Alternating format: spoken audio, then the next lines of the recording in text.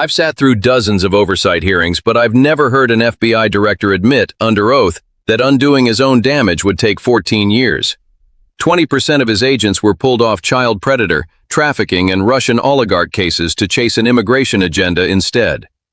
For the first time in FBI history, neither the director nor his deputy has ever worked a single FBI case.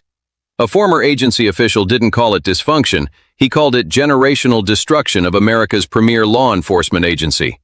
This isn't a staffing problem, it's what institutional collapse sounds like from the inside. How often do you speak to Stephen Miller? Frequently on our Homeland Security task forces. You frequently talk with Stephen Miller about subjects other than Homeland Security task force issues, correct? I frequently talk to Mr. Miller about Homeland Security task forces. Has Stephen Miller ever given you his opinions on how to run your agency?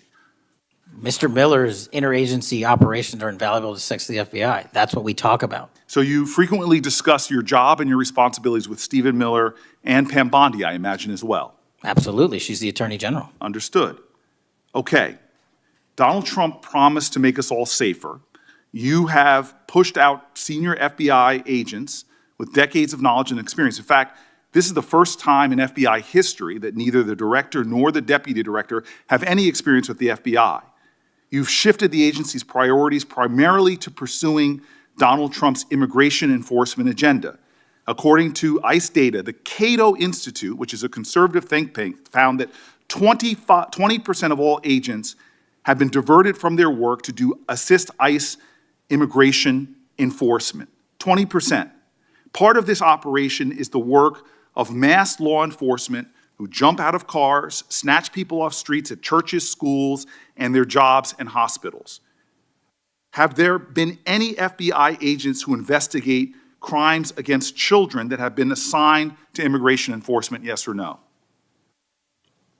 The premise of what you say is entirely false. Have there been any FBI agents who investigate no. foreign domestic terrorism? You don't get to say America is not safer under this leadership. I am not saying America that. is safer because of the work of the FBI. You're making a presumption of premise. 4,700 children. Sir, we have seized 6,000 weapons and 23,000 violent felons have been FBI arrested. agents who investigate human trafficking have been reassigned to immigration enforcement. You are not denying that FBI agents who are on the task force that fight against Russian oligarchs have not been reassigned. Public Correction Squad, reassigned. People who defend children, reassigned.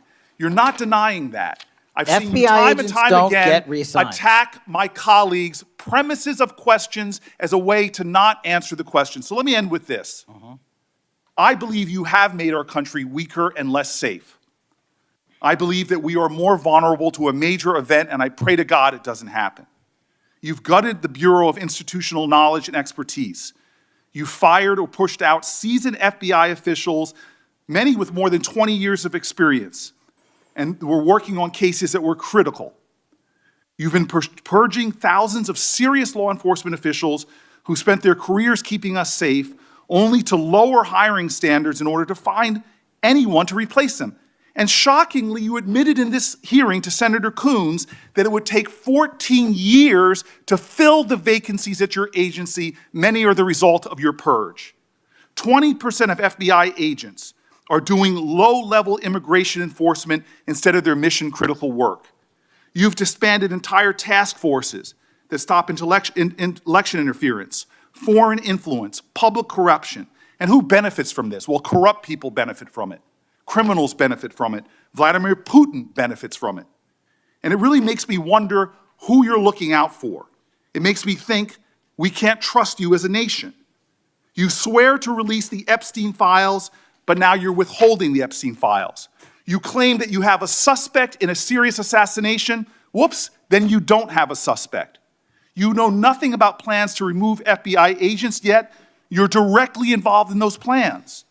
In the words of an ex-FBI official, you are overseeing, and I quote, generational destruction of the nation's premier law enforcement agency. Mr. Patel, in just 8 months, you have assaulted the institutional integrity of the FBI. But I know FBI field agents. I've worked with them in Newark. No matter how truly bad you are, you can't undermine the legacy of agents who fight every day to keep us safe, but you can tarnish the integrity of the agency and undermine the agency's capacity. I believe you're failing as a leader, and that your failure does have serious implications for the safety and security of Americans and our families. We're more vulnerable to domestic and foreign attack because of your failures of leadership. I don't think you're fit to hand the Bureau, but here's the thing, Mr. Patel. I think you're not going to be around long. I think this might be your last oversight hearing.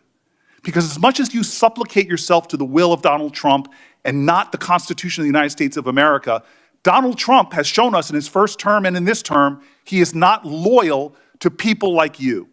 He will cut you loose.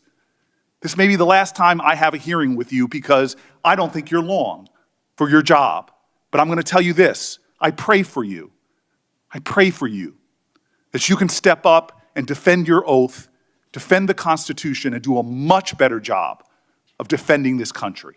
Thank you, Mr. Chairman. Do you want to say anything? Yes, at this sir. point? That rant of false information does not bring this country together. If you want to work on bringing this country, it's my time, not yours. My God. If You're you gonna want to lecture talk me about dividing this country, it is I my follow time. you on your social media posts that It is tear my this country time apart. to There address should be a your unifying- falsehoods. Oh, You are an you can try embarrassment all to the you division want in this country. to not Senator, take it is my responsibility time. for You what you had have your said. time. Sir, you're Your making a time is mockery of over. this committee. Sir, you don't tell me my time is over. You The know how people far of New we've Jersey come tell me since what my you time tell- is. Senator- You can't lecture me. You can tell me Sir, my you time's have- over? You may be the charge of the I'm not FBI, going anywhere. but I am not afraid of you, sir. Mr. Chairman, Not afraid of you. Mr. Chairman, point of order. Senator Booker, I announced at the beginning of this meeting that this back and forth, talking over each other, doesn't work. And I said if that happened, I asked Patel not to respond, and I was going to give him some time after the senator's time was up to respond. And he has the privilege to do that uninterrupted. Mr. So Chairman, go- one point of Go order. ahead, Mr. I've Patel. watched him talk over us, and you've never once criticized him for us not even being able to get our questions out. Well, He has been rude and disrespectful to senator after senator. And when the senators were not giving him a chance to answer, I didn't stop the senator either. Go ahead, Senator. Thank you, Mr. Chairman. If the FBI, under my 7-month leadership, were failing this administration in this country, why do we have 23,000 violent felons arrested this year alone? A double increase from that time last year. Why is it that we have seized 6,000 weapons? Why have we found 1,500 child predators and arrested them? Why have we 300 human traffickers in jail? Why have we found and identified 4,700 children? Why have we seized 1,600 kilograms of fentanyl, enough to kill a third of the American public, a 25% increase alone from last year? 88,000 kilograms of cocaine seized, 7,000 kilograms of meth seized, and that's just on our criminal operations in summer heat. How is it possible that we are taking 8 kilograms off the streets of the cities in New Jersey and preventing the deaths of 607,000 people this year alone, a failure of the FBI and my leadership? How is it that we have counterintelligence arrests already this year exceeding the numbers from the entirety of last year? 33% increase in PRC, 83% in Russia, 60% in the CI space as it relates to Iran, and we haven't even talked about CT, the southern border, the northern border. I've watched a lot of oversight hearings blur into noise, but this one wasn't noise, it was a diagnosis. On the surface, it looked like a shouting match between a senator and an FBI director. Underneath, it was a fight over one question. Is the Bureau still answering to the law, or has it started answering to someone else? It opened with a name most viewers wouldn't expect, Stephen Miller. He's a senior White House policy advisor, not a law enforcement official. How often do you talk to him? The senator asked. Frequently, the director said, on Homeland Security task forces. Then the senator pushed further, and the director admitted they talk about the job itself, about how the agency is run. I want to slow down on that admission because it's easy to miss if you're moving fast. The FBI director answers to the Attorney General and ultimately to the law, not to a policy advisor sitting in the West Wing. When that boundary blurs, even a little, it stops being a personnel question and becomes a structural one. Here's something Congress actually thought about once. After J. Edgar Hoover ran the Bureau for nearly 50 years, Congress capped every future director at one 10-year term.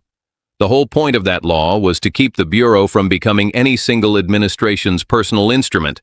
That's the law this hearing was quietly testing, whether that 50-year-old guardrail still means anything. Then came a fact that should have been the headline on its own. For the first time in FBI history, neither the director nor the deputy director has ever worked a single case inside the Bureau. Sit with that, because it isn't a talking point, it's a historical first. Every FBI director before this one built judgment case by case, warrant by warrant, informant by informant. That's what lets a director separate a real lead from a political errand. Strip that experience out of the top 2 seats and you've changed what the agency trusts as proof of leadership. Now layer on the number that actually started the fight, 20%. That's the share of agents, per outside analysis, pulled off their caseloads to help with immigration enforcement. Agents who investigate crimes against children, reassigned. Agents on human trafficking task forces, reassigned. Agents chasing Russian oligarchs and public corruption, reassigned. A counterintelligence agent spends years earning trust inside hostile networks. A trafficking investigator spends years earning trust from victims too afraid to talk to police. You don't reassign that kind of trust for a season and expect it waiting for you when you get back. When asked directly whether agents who investigate crimes against children had been reassigned, the director didn't say yes or no. His actual words were, quote, "The premise of what you say is in," and he cut himself off there.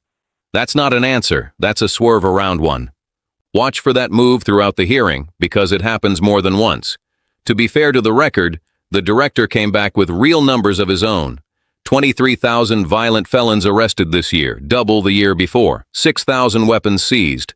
1,500 child predators arrested. 4,700 children identified. 1,600 kilograms of fentanyl off the streets, alongside tens of thousands of kilograms of cocaine and meth. Counterintelligence arrests up sharply against China, Russia, and Iran. Those aren't small numbers, and I'm not going to pretend they don't matter. But none of them answer whether the specialized units built for this exact work were hollowed out underneath the top-line success. An agency can post record arrest totals in one column while losing depth in another. Rising numbers and eroding capacity aren't opposites. They can happen in the same building at the same time. Then there's the number that should worry you long after this clip stops trending. Under direct questioning, the director admitted it would take 14 years to fill the vacancies at his own agency. 14 years isn't a staffing gap, it's a generation. It means complex cases are being handed to a bureau that just told Congress it's understaffed for a decade to come. A former FBI official named what this looks like from the inside. Generational destruction of the nation's premier law enforcement agency, he called it. That phrase isn't rhetoric, it's an accounting term for expertise leaving faster than it can be replaced. So who actually pays for that gap? Not the political appointees making the staffing decisions. It's the trafficking victim whose case sits one investigator short. It's the community waiting on a corruption probe that never gets the agents it needs. It's the country counting on counterintelligence work that takes years to mature, run by a bureau that just admitted it can't staff itself. I also want to name what happened in the room itself, because that costs something too. Gavel banging, talking over each other, one senator telling the chairman he isn't afraid of him. That's not oversight, that's performance for a camera. When a hearing turns into a shouting match, both sides lose the one thing oversight is supposed to produce. A clear, checkable answer the public can actually use. So here's what I think a healthy justice culture actually requires, stripped of the theater. Leadership chosen for casework experience, not political proximity. A public accounting of how agents are deployed, specialized units versus general assignments. Direct answers to direct questions, especially when children or national security are the subject. Protection for institutional memory, so new leadership doesn't mean starting expertise from zero. And that 1976 guardrail actually enforced, not quietly worked around. None of that is partisan, it's just what running a lawful, accountable agency requires. I keep coming back to one plain fact from this hearing. An agency can be busy and still be hollowing out at the same time. That's the warning underneath the noise, and it's worth remembering after the clip stops trending. If this is the kind of accountability you want to keep seeing, say so, share it, and stay for the next one. Institutions don't protect themselves. The people paying attention to hearings like this one are the ones who do.